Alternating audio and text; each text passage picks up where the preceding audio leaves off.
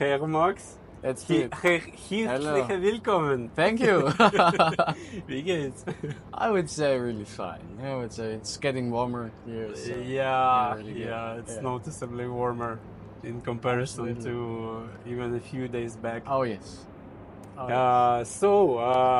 What I just said, I welcomed Max because Max is from Germany. Yes, exactly. So, Max, how long have you been now in Dubai? Oh damn, that's a good question. So I would say about 6 months. Oh, Not much, so but it's feels still like new, yeah, still fresh experience. yeah, still fresh, but feels like way longer.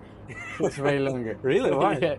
Well, I would say there's the saying: if you do nothing in your life, right? Life goes fast by. Or if you're really committed to something, but if there's so much happening in your life, well, you do a lot of stuff, but at the same time you get so much new experience. It feels so longer than what really happens. Imagine you meet a wonderful new woman, like your new girlfriend. Time goes by so fast because so much new experience are. And that's why I feel like it's years. 6 months like years. Yeah, I think I understand what you mean. And what do you do here? Good question. So, in short, I'm a mental and breathwork coach, and at the moment I'm working with a bigger company and improve my sales skills. Yeah. Okay. Exactly. And can you share your story? Because I think that's the most interesting part.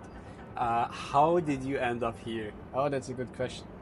And I would say I started when I was dropping out of school. Well, I didn't drop out. I finished school, but I was always doing some little work at the same time when I was in school in other companies, and I got to know that, well, to be free and that no one tells me what to do, I need to get an entrepreneur. I should do my own thing, right?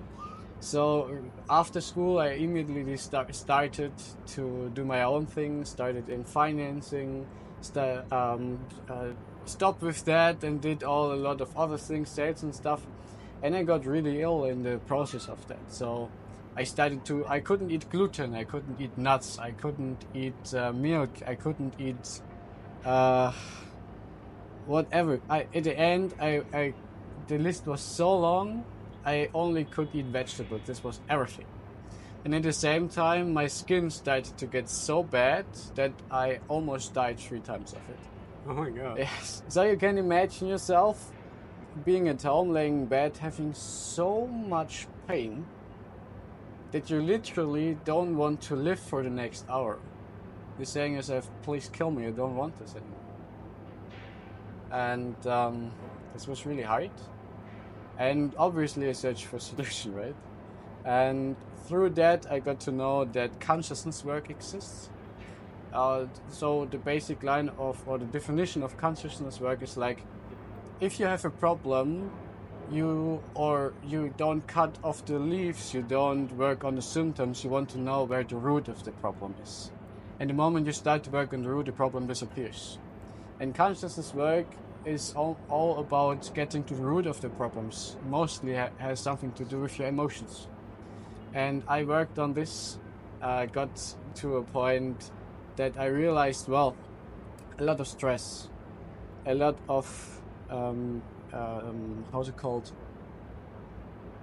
A lot of pressure and a lot of traumas from my past. And the moment I started to work on them, I could eat more and more to a point that I could eat anything again. And my skin started to heal. And it was like, what the fuck is going on here? So you just fixed the psychological part, the mental health? Yes. And then the body followed the rest? Yes. The body follows the mental health. Or in other words, if the body is ill, the mental health is too. Firstly, the mental health, then the body starts to follow in every aspect. And when I realized I just healed myself, my body, just with mental work, I was like, damn. And then I realized you could actually improve all aspects of your life with mental work. It's not only health, it's traumas too, it's relationships too, it's business too. And then I opened up my own business in Germany. In a short amount of time, I had some employees. I made more than 5-figure a month, like Wow. like not only one, but more 5 figures, right? And I was like, well, what the is going on right now? It's so fast and all this. At the same time, I moved really fast. I worked a lot, and through to some problems in the business, I wanted to only help customers at this point. So I searched for a solution that, well, at the same time, I was looking after my employees, and that's a lot of time you need. So I searched for a solution that a company is helping or improving my employees, right? And the moment I did that, at first it looked good, but at the end it was like getting to a point that the sales dropped off, and the whole business started to crumble. Okay. And at the beginning of 2023, I was at a point with no employees, all on my own, and I wanted to work a little bit on my own, but I got to know I have a coach. I have a few of coaches. Like in the past 3 to 4 years, I invested like 50 to 100K only in coachings because I wanted to get more knowledge. That's why I could open my business. And an old coach of mine, Matthew Smith, then told me, Max, what do you think? You do something like me, it's the same spot, you can come to Dubai, let's work together. And it's 6 months from now, and then I was saying, well, fuck, let's do it, let's do it. And that's how I came here. Okay. Yeah. This is interesting. And how did you come across Max? Is it social networks or? You mean across Matthew? Yeah, Matthew, yeah, sorry. Yeah, no problem. That's a good question. So I would say 3 years ago, I did a sales coaching, and Matthew was in the coaching too. And he was sort a little bit of had a lot of small groups, and he was a leader of one of our groups. And after the coaching, he still helped us in our work. So I was a lot in contact with him. Then I booked the coaching from him, and that's how the contact arose for about the last 3 years. Yes.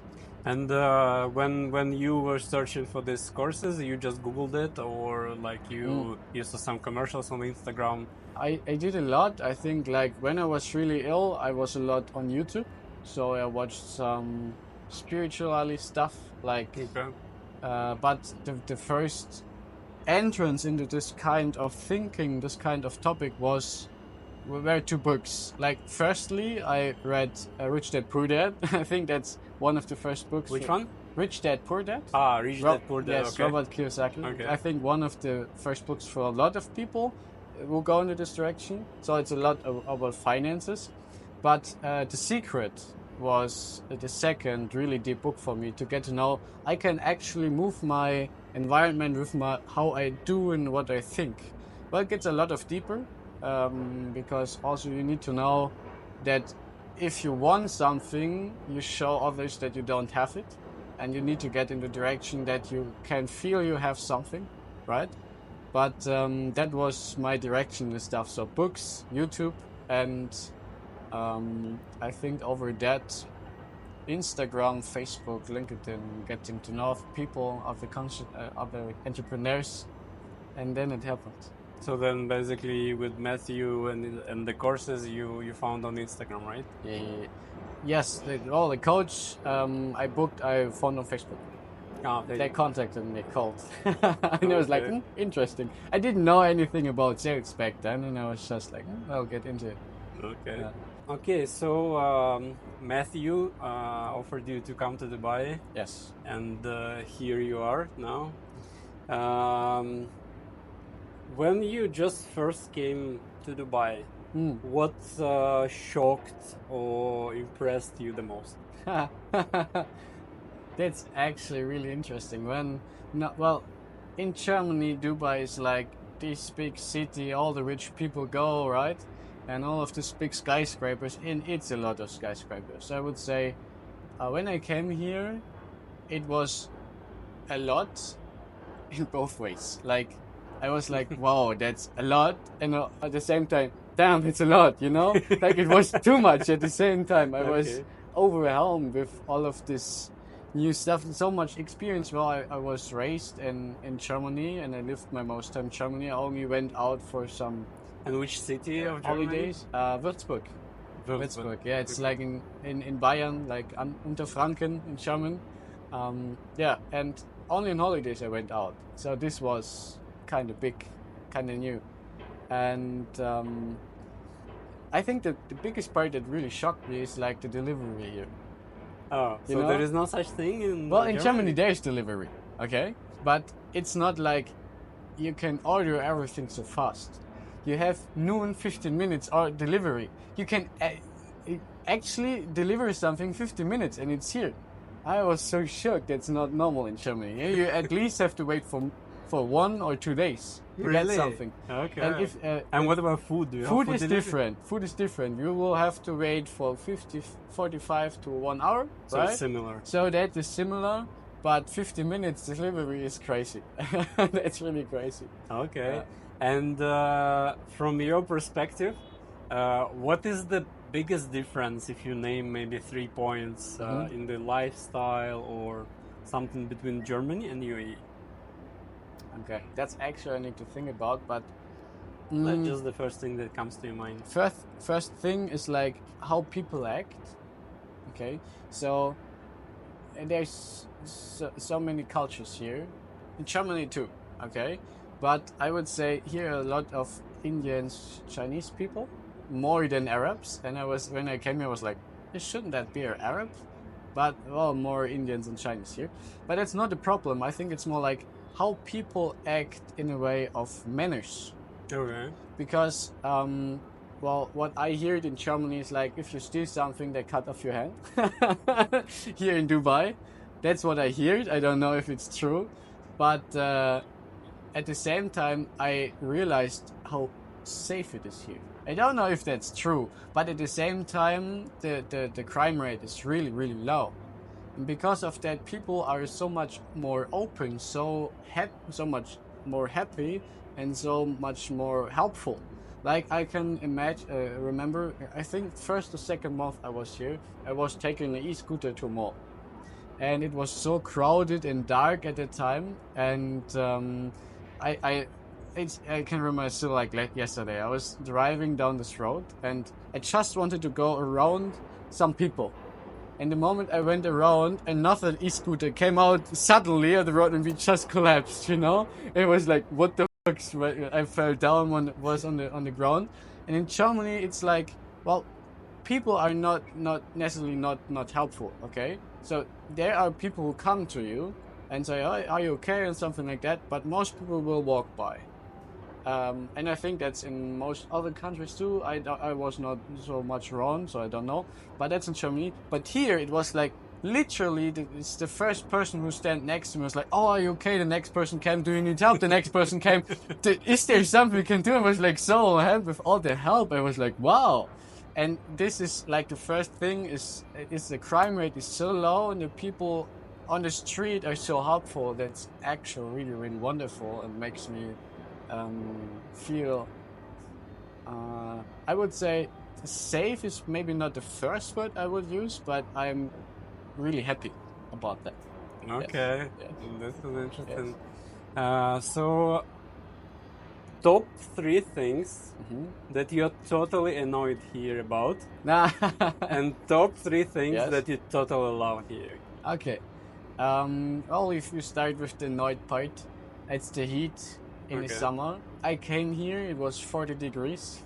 I wanted to go at 12 o'clock to the beach. Not a good idea. Like after 5 minutes, I was like, what the f? No, go back. So it's in the middle of the summer, it's so hot, it goes 40 degrees. I hear it goes up to 50 maybe. Yeah, So you can't go sometimes, outside. yes. That is really annoying. The second thing which is annoyed, well, I would say that at the same time it's a big city, and at the same time there's a lot of culture. Most people are like, they don't go so deep in conversations and connections. They're more like on the top, right? It's like, oh, are you? Yeah, I'm fine. Okay, I'm fine too. Like that's a it, small you know? talk and Yeah, that's it's it. just more small talk, and I think that's normal in big cities, but it's annoying for me because I love the deeper connections to people. That's the second thing. And the third thing I would say is like, yeah, the nature. I actually miss nature. Like in Germany, we had forests, we had so much greenery. Well, you're in the desert. What do you want, right? But well, you have some parks here, and it's really wonderful. But they're artificially created, and I really miss the nature and the greenery. But well, it's to be expected in a desert, right? So that's the three things I'm annoyed. The three things I really love is like you have so much good connections, like the streets, the open traffic, like the trams. Yeah, the infrastructure is so good. You come everywhere so fast, and I think that's maybe the second thing too. Taxis for me, like taxis, like how's it called, the yellow cars. It's for me as a German standard with a euro currency, it's like so cheap. Like because €1 is 4 dirhams here, and I think I was driving for 30 minutes down the main road, and I think it was like 5, 6, 7 kilometers or more, a lot of traffic. But in Germany it would be around €50 maybe, and it's like 200 dirhams or more. Oh wow! Or more, right? Like €50 or 200 dirhams is like the minimum. It's like maybe more. Here it was 100 dirham, €25, and I was like, wow, it's cheaper. Yeah, it's just really really cheap, the taxes here. I really love that. And I think the third point is like here people who actually want to work on themselves, who want to make something happen. So you can make so cool connections like we are doing it. I love it. And I think that's the part I love about Dubai, is that there are people who really want to make something happen or work on themselves. So you get the opportunity to connect with people and make bigger things. Okay. And that's what I really love. The one you mentioned about the small talks, I think that's because of the pace of life. Like, as in every big city, people are always in rush. Yes. They have so many things in their head. And only probably if you get someone's phone and then agree to meet somewhere for coffee or for pizza or whatever, then you can go or for the sausages or something, cabbage, pretzel.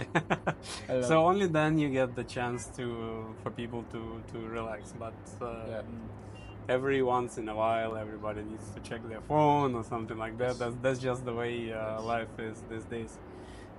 So in this 6 months, can you name a few people that you met that changed something in your world perception, or influenced like something, or helped you to change something or to realize something? Like basically people who impacted your life. Yeah. If there were any. Yes. Well, that's actually a hard question for me, because my thinking of life is like, in a way, I try to have as least expectations as possible, because then there's nothing that happens which make me sad, right? Or make me feel bad in a way. Because of that, if something new comes, I'm like, well, that's cool, it's new, and I tend to forget because it gets normal. But I think firstly, I started to do ice baths here. Okay. And I met Ian Ferry, I think it was his name.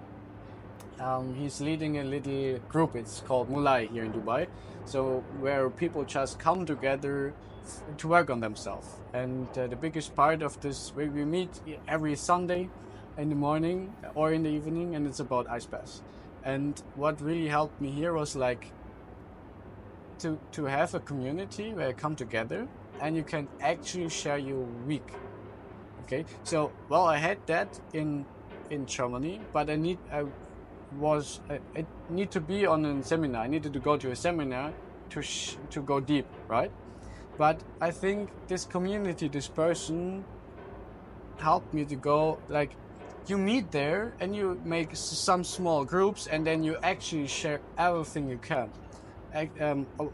Out of that, a brotherhood came to life where only men share, because for men topics are different to women topics. Okay. And sometimes a man can open up much better without a woman beside, right? Because there are certain things. And to actually be open to think about or to be able to talk about stuff that was really hard for you or stressed for you in the week, but at the same time you really loved and you enjoyed, that like actually changed my whole life, because the moment you can truly share, and that where people who truly hear about you, they're not there just to answer, you know, because there's a big difference of listening and answer, or just listening to answer, right? When people are really there to answer, to listen to you, that's different, and you feel much more heard. You can solve your problems or whatever is there so much easier. That really impacted my life. At the same time, the second person was Matthew. Like, to actually meet him in person, to actually be able to work on myself, because I told you I could heal my my food stuff and my skin stuff. When I came here, the skin came again. I was like, damn, no way. This I was laying at December in bed with pain again. But at the same time, because of the deep work with him, I got to the root again. It was like big of anger issues or like anger problems I had. Because, well, anger is stored in your stomach, and your stomach is like, your gut is connected to your skin. And if that's fucked up, your skin gets fucked up. And I could heal it out of that. So that impacted really my life, because I could gain deeper consciousness about myself, right? And to say a third person, I would say you, actually. Really? Yeah, because Thank you. well, actually, I didn't ask that. I know, but just I wanted to point say, out, but I wanted to say that, Thank and you. I can tell you why. Because while I'm 6 months here, I'm really fresh, right? So in the first months, normally are for most people, I think, to come to Dubai really lonely. It was not so lonely for me because I had my German colleagues here. But at the same time, you're not so connected because you're completely new to completely new city, right? And you gave me an opportunity to be connected to more people here because you're living here for 12 years. Damn, man, you know? And actually, because of your openness, to get to know new people, new countrysides, new, what's it called, like, like the Ukrainian stuff and food, you know, the German food. When we cooked Yes, the when borscht. we cooked, when we eat together, when we went Yeah, out, when yeah. you invited us for birthday and all of this stuff. That's- Well, it gave me opportunities to connect with more people, and that was actually awesome. Okay, thank you. With pleasure, man. What's your plan now? What do you want to achieve in the next year, in the next 5 years? Well, I was thinking if I would share it, because it's really private maybe, but at the same time I would like to share it. So most people don't know it, but here in Dubai there are things that are really expensive and things that are really cheap. Like going to a supermarket, like a little supermarket, there's things that are much cheaper than in Germany. At the same time, if you go to restaurants, it's like expensive, you know. And especially renting is much more expensive here than in Germany. Like when I was back in Germany, I had like 3 rooms, kitchen, bath, and all of this stuff, like 105 square meters for maybe 1,000 euros. That's 4,000 dirham. Wow. Or 1,300. So it's like three bedroom hall or 2 bedroom hall for 4,000 dirhams. Yes, like, wow. Well, with gas and electricity, 300 euros more, like I would say 5,200 dirham, right, like 1,200 euros. But for 1,000 dirham you get maybe 1 room here, 1 room in a shared apartment, and it in 1,000 dirham it's not safe. Euro, 1,000 euro. Yeah, 1,000 euro. I will tell now in euros because maybe German people talk about it. Yeah. The other people just do it times 4, you know what it's here. But the thing is, like, for 1,000 euro you get 1 room, shared apartment, and it's not clear that you have your own bathroom yet. You know, like what the fuck? And it's really welcome to Dubai. That is really crazy for me, and I was like, okay. At the same time, because I had my own business and because I invested a lot, I have some money I want to get to site. At the same time, I have some stuff to pay off, right? And I was like, okay, the next step for me is getting my own room with my own bath, maybe maybe a balcony. So I Why would say in the not? next few months I'm It's a able to good do plan. that, and I want to do that. And at the same time, I want to make it possible for me to be here on completely on my own, right? Because I work with Matthew at the moment, and I fucking love it. It's like really wonderful. I can work on myself. I can help other people, and we can make this business grow, right? At the same time, I want to do stuff on my own. Like I started to like I learned breathwork. It's like an Indian type, like learned from Okay. Indians, right? So the coach I learned it from Indians, and it's so deep because you get the opposite person, because you breathe so intensely, you get in the state of organical drug state, because Okay. your body actually starts to do drugs on their own, right? And because of that, you can go really deep in consciousness. And because I want to share that, like I don't charge at the moment for that. I just, if people are interested, let's do it. I only tell them, okay, here you have my PayPal link. If you want to do a donation, do it, but it's free for you. And I want to be at a place in the next year that I, at the first time, we really grow this business to, like, we make 200,000 euros a month, and we want to make 500, like half a million euros a year. That's the topic here. But at the same time, I want to have like the opportunity to have a state where people, if they want to work on their traumas or want to do breathwork, they come to me, and it's like a fixed state where I can say, okay, there are people who really want to do that, and I have contacts, and I can do it on my own. Like if I would not work with them anymore, I still could live here. That's my goal for next year. Okay. Yeah. Interesting enough, you mentioned about the stomach, about breathing, and that's actually true, because a lot of us, we just don't notice. Like, we don't pay attention to how we feel at this or that point of time. Like you mentioned before, for many people the day it's like a lightning. It just starts with opening eyes and Yes. finishes, and it goes so fast. You don't have time to realize what you're doing, what like you can improve. Yes. And the breathing and being in a relaxed state, that's actually that some people come to after time, understanding that you relaxed.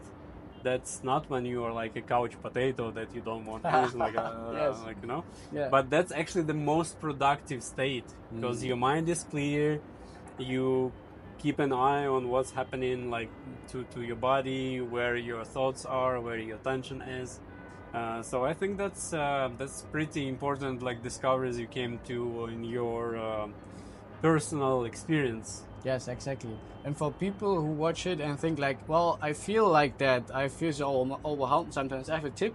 If you want to try it out, it's just try not to breathe in the upper part. Try to breathe into your belly. Like you can actually think it's really easy. If you breathe in and it's like, and you see this is going up, that's not belly. Right? Belly is like if you feel like you get fat. That's belly like breathing. you blow a balloon Yes, inside. you blow up this belly. And if you really do this for 1 to 5 minutes, just belly breathing. Like you breathe in 4 seconds, you hold 4 seconds, you breathe out 4 seconds, you hold 4 seconds. That calms you so fast that most of the stress is gone. Maybe that's just, if you want to try it out. That is so easy that everyone can practice. Yes, I'm sure. actually. So guys, try it and write in the comments how did it go. Wonderful. Did it help your work day? Okay, cool.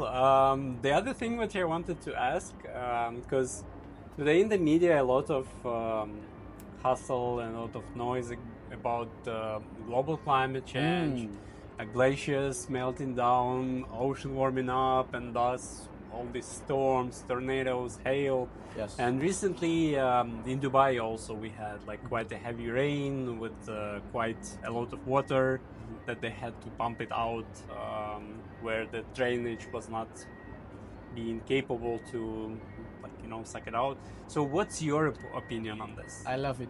Well, for the people first, I before we started this, that was one of the things you told me about. It will be, I will ask you about climate, and I was like, Yeah. you sure about that? Because could mean I get a lot of hate, but I love it because I want to share it. So I want to give, like, firstly, to make a basic point for this topic. For me, I learned really, really, really early in my age that it's actually really important to have as much information that you have. So if someone's there to tell you that's the only information you need to know, there's always more. Okay. So if back in my country, at the moment there's a little bit politically really, really big problems. Okay, and well, it's the same with the vaccination. And if someone tells you need to take it because otherwise you're a bad person and it's bad, and I'm like, okay, interesting, but what's the other side of the table, right? And with climate, I think it's the same. The basic point is always have enough information, because there's always both sides of the coin, and you need to know both to make your own decision.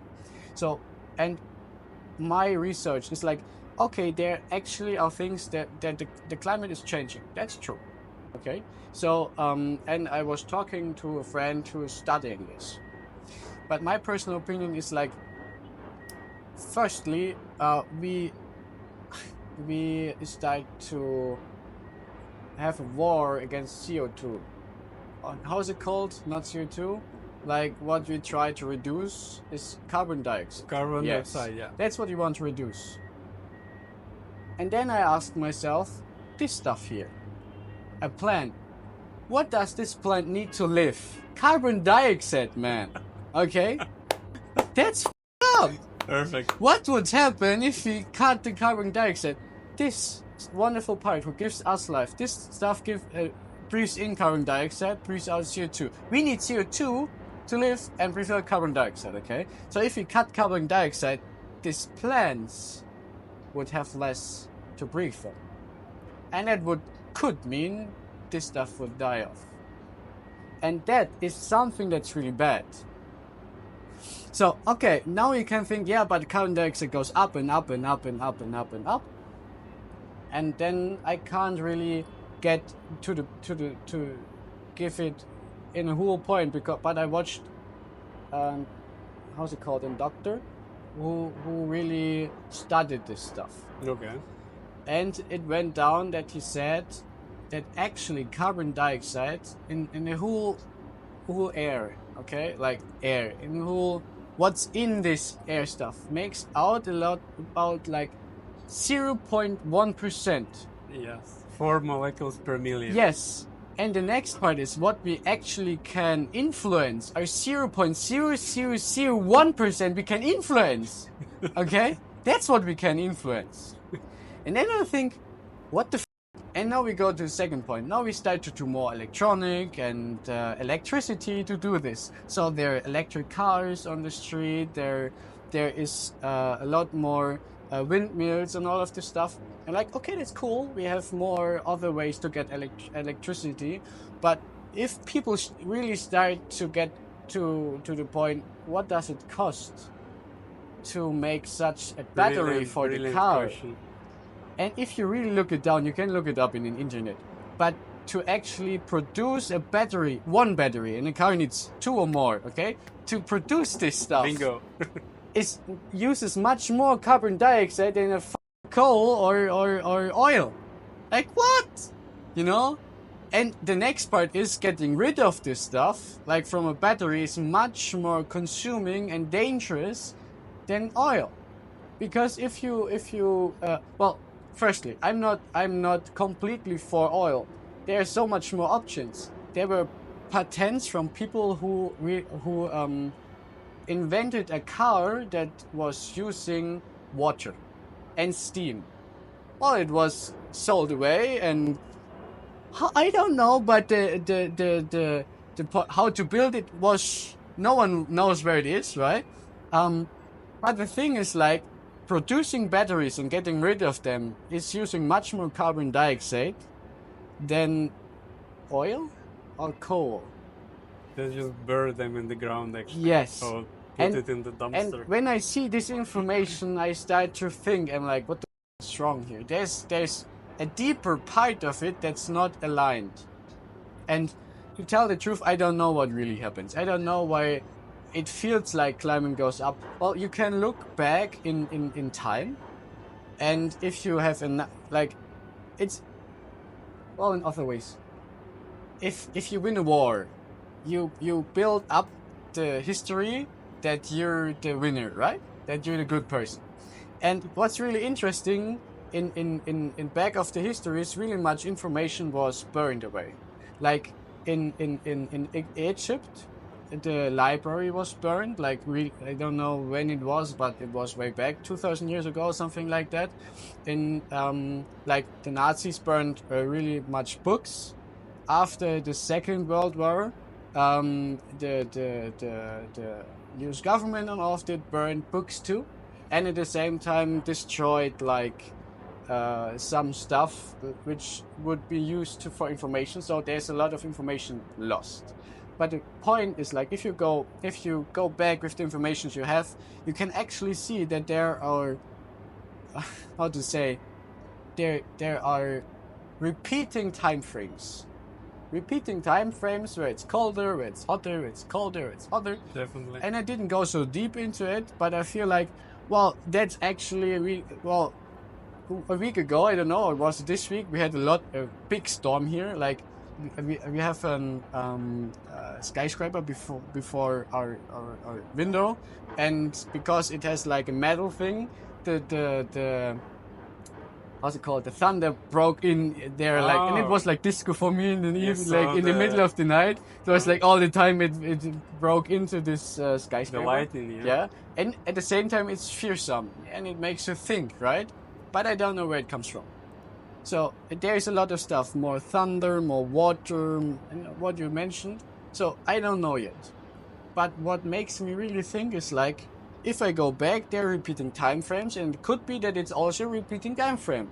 But maybe we should just adapt to it and know how can we outlive it? Because there will be another time. But the main point is like, there's so much information that's lost and so much information that's manipulated. I think for people who really want to go deeper, just get enough information for yourself. Make your own thinking, because if someone tells you that's the thinking or the mind you have to have, what the fuck? Can't I have my own thinking? And if someone else says you're bad for having this kind of mind, what? Who decides eventually? Who right? decides what I think? It feels like back in Nazihood, where people were punished for this, and it's a big history for us Germans. We get punished still in a school for what our ancestors did 3 or 4 generations before us, and that's a little bit fucked up. And I think like make your own thinking about, like get your own informations, and really get deeper. And then maybe it's not about cutting carbon dioxide so this wonderful stuff doesn't die off. Maybe it's more about getting good energies from a good point of view where you can really get disposed of it good, and at the same time think about who does influence of it. Which person, if something new comes, which person makes money out of it? That's the first question I always ask myself. That is a brilliant question. Who makes money off the new thing? And when I get to know this, then I go deeper, and then I make my own thinking. So I think like my personal opinion is like, maybe it's just a repeating time frame. Maybe you just need to adapt to it, because there will be new times too. But the question is, with what do we get adapted to it? And the new things that come, how much freedom does it give me? And how much slavery does it give to me? That's a good question, I would say. Yeah, the adoption part is debatable, and Yes. Especially when I see this news that the scientists like having almost $1 trillion budget Yes. They offer to put blankets on the ice cores or put some. No, this is Blankets. This is, you can Google it actually. What the fuck? They already doing it in Switzerland or somewhere. So that the ice can better sleep, or what do they want to do? It will not be too much hot for the ice from the sun. Okay, And but now under it will... already they are seeing that the ice is melting from below. So they finally found out for this amount of money, hopefully, that the ocean is warming up. So the glaciers sort of warming up from below more than from up. So now they need some blankets to put from the below. So when I see that in which state our science is, that just makes me question. Maybe we should adopt. But from what I see, that other countries who have experienced these flash floods, earthquakes, and the actions that the governments and the scientists are doing makes me question to what exactly we need to adopt, or it's like euthanasia or something like that. And I think one last really important question is like, maybe we shouldn't look for a problem maker anymore. Maybe we should just look for solutions. Perfect. That would be one more thing. I saw one blogger. So she says that in UAE, every time when we see this rain, or we even started for the past 4 years to have hail and snow in some parts of UAE, in the northern Emirates. So she says, guys, this is done on purpose. This is called cloud seeding. When they put the airplanes with the very expensive rockets, they launch it, and the rain comes. So for me it was a bit questionable, because in the beginning of Feb, it was quite cold for me. I live here for 12 years, and it was quite cold for me. I had to put pants in my room, the hoodie, like, you know. And you don't have heaters here, so if it gets cold, it's really chilly. So I'm used to like this warm and hot weather, right? Yes. So for me, it's really questionable. I understand when it's done in summer to cover the sun, to help the infrastructure, because we have central cooling, to reduce the pressure on the infrastructure. I understand that. But when it's done, when it's already cold, when there is not much sun, that's really questionable for me. So what do you think about this cloud seeding thing? I think first, I would say people don't know even that it exists. You can really look it up if you want to. Here in Dubai, the Chais and all of this really attempt to play God. They can actually change the weather here. So they produce their own clouds. So it rains at certain spaces. And I think, well, UAE and all of them have a certain kind of technology, okay? And I think, well, there are some other countries, I want maybe USA or whatever, they have much more technology than us. So it's not questionable that they could do it before us, okay? The thing is, like, being able to control weather is crazy, I think, because nature, I think, knows what it needs to do. My opinion is, like, if you try to control something, will always be a point where something goes bad. Well, at the same time goes good, right? But the question is, can I control this bad stuff? It's the same with the atomic energy, you know? And the stuff is like, okay, we can control it more. Who does control it? For what does it use it? And, well, I don't know for what they use it, but they can do it. Those are very important, actually, questions, because if it's really so, like, in my opinion, if it's really so that the climate is really changing, the temperature is rising, the ocean is warming up, the CO2 level is rising, maybe it's really high time to create international scientific center, so that we can see actually what these guys are doing for almost $1 trillion a year, for what they are fighting exactly with. Because when I hear this news about Putin special like diapers or mask on cows that they will not produce the CO2. It really makes me question the sanity of those people who say that, and really makes raise the question: why don't we unite the scientists? Why don't we unite the satellite systems, like the sensors, and create like one international emergency rescue team who could unite already existing actually works of scientists, some of who work for like 30 or 40 years. Some of them study earthquakes, some of them study the effects of tsunamis, some of them study like different particles, some of them study space. So I think now we have like this artificial intelligence. We are on the verge of artificial superintelligence. So ChatGPT is nice, but why don't we come up with another level of ChatGPT, like and unite it in one like system? And a very good question you asked: who will be in control of that? So now it's an important question for some method that. No offense for United Nations, but maybe it's time not to raise concerns, but it's time, like you said, to find the solutions. So I think that would be a perfect thing to find a mechanism why we all can find at least this point of collaboration, right? We're different in sexual preferences, we're different in the religions, we're different in what we eat, what we think, but at least if that's a common thread, maybe it's a common, like a sane idea to do that. That would be a unification point. What do you think? Oh, before asking this question, I want to add something. What was really interesting for me in Germany, that a lot more clouds were. Like the sky sometimes was clouded, like for weeks, like full.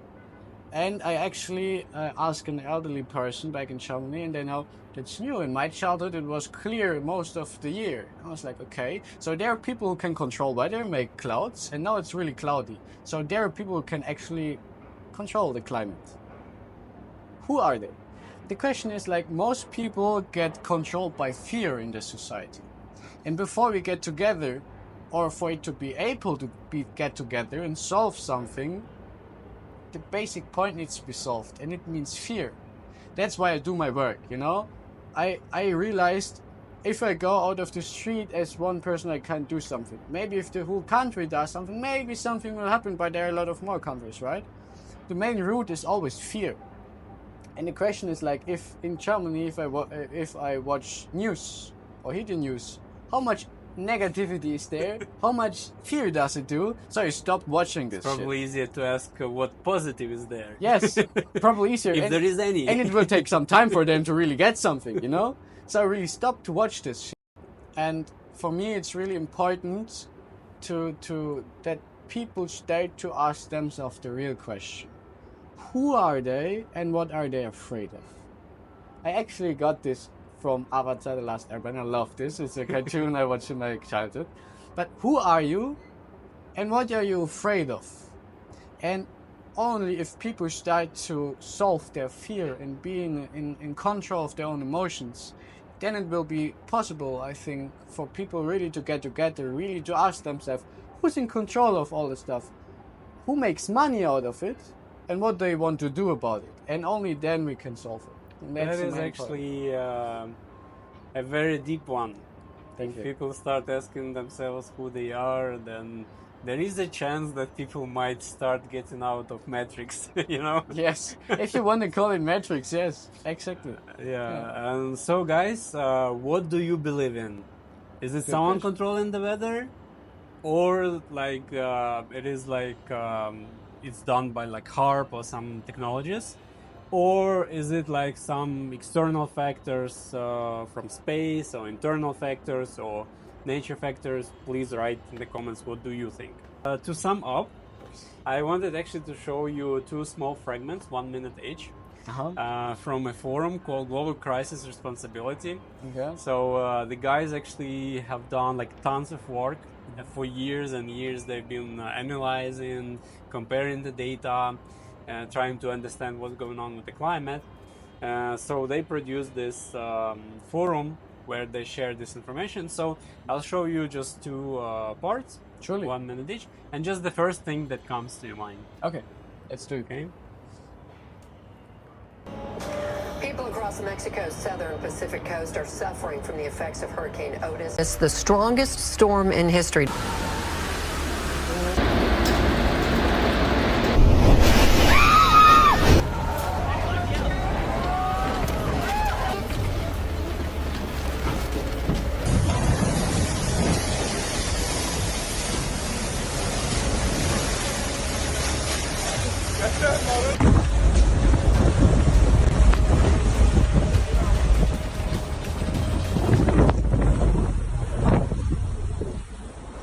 Yeah, Netta, and that storm quickly intensified from a tropical storm into a Category 5 hurricane in just 12 hours.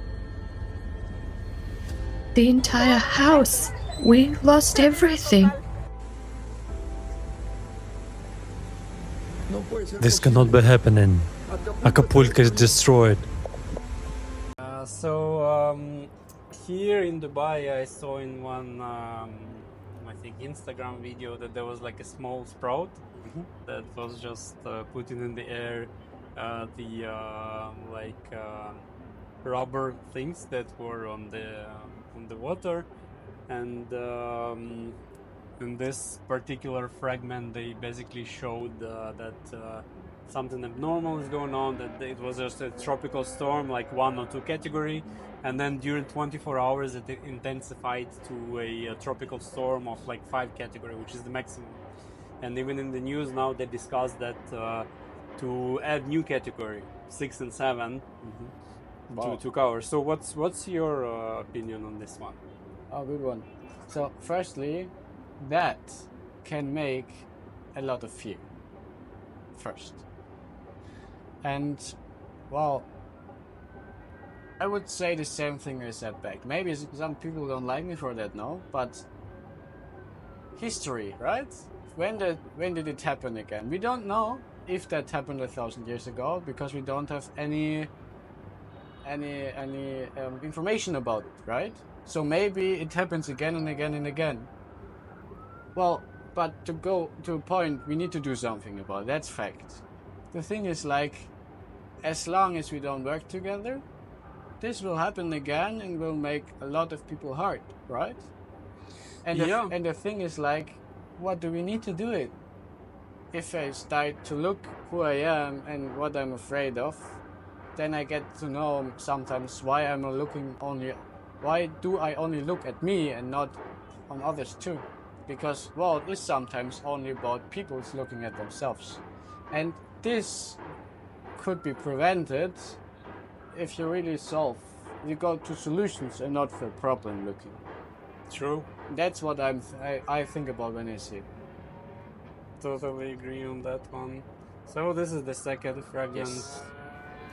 Youth is a magical time. Everyone's best memories are associated with it.